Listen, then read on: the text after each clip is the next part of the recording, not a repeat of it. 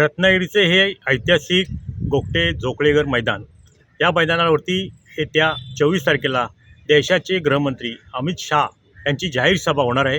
रत्नागिरी-सिंधुदुर्ग लोकसभा मतदारसंघाचे उमेदवार महायुतीचे केंद्रीय मंत्री नारायण राणे यांचे नाव आजच जाहीर झाले आणि त्यांच्या प्रचारार्थ गृहमंत्री अमित शाह 24 रोजी रत्नागिरीत येत आहेत आणि ह्याच गोगटे जोगळेकर मैदानावरती त्यांची जाहीर सभा होणार आहे।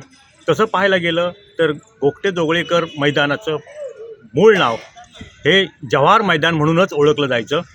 देशाचे माजी पंतप्रधान कैलासवासी पंडित जवाहरलाल नेहरू असोत किंवा देशाचे पंतप्रधान अटल बिहारी वाजपेयी असोत किंवा उपप्रधान माजी लालकृष्ण अडवाणी असोत किंवा संघर्ष यात्रेच्या निमित्ताने गोपीनाथ मुंडे, प्रमोद महाजन यांच्या जाहीर सभा ह्याच ऐतिहासिक मैदानावरती झालेल्या होत्या आणि त्याचीच पुनराठवण किंवा त्याचाच उजाळा आज या निमित्ताने अमित शहांच्या सभेने रत्नागिरीकरांना जाणवतोय।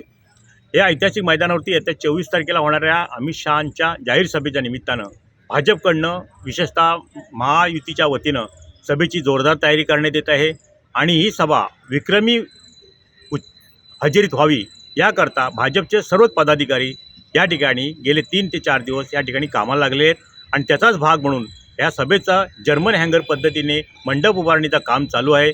कागलच्या कंपनीकडून ह्या जर्मन हँगर उभारणीच्या मंडपाचं काम चालू आहे। सुमारे 50,000 खुर्च्या बसतील इतक्या क्षमतेचं आणि सुमारे 130 मीटर लांबीचं आणि 50 ते 60 मीटर रुंदीचा असा हा भव्य दिव्य मंडप याच मैदानावरती उभारला जाणार आहे आणि आता प्रतीक्षा आहे ती फक्त केंद्रीय गृहमंत्री अमित शाह यांच्या जाहीर सभेची।